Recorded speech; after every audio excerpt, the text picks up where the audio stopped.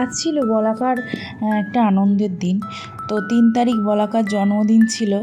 তো জন্মদিনটা আমরা পালন করতে পারিনি 3 তারিখ, কিন্তু আজ 5 তারিখে আমরা সেটি পালন করলাম।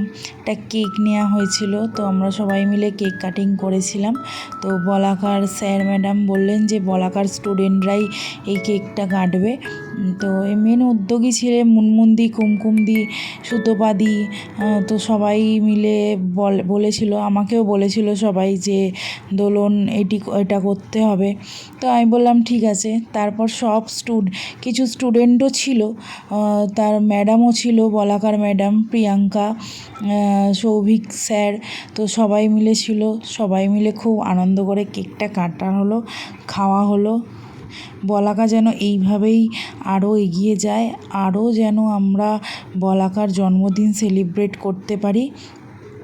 আজকে সত্যি এই দিনগুলো খুব স্মরণীয় দিন হয়ে থাকবে। তারপর আমরা সবাই মিলে কেক কাটিং করে সবাই কেক খাওয়া হলো, খুব আনন্দ হলো, কিছু ফটো তোলাও হলো। দারুণ আজকের দিনটা পুরো একেবারে খুব দারুণ কাটলো।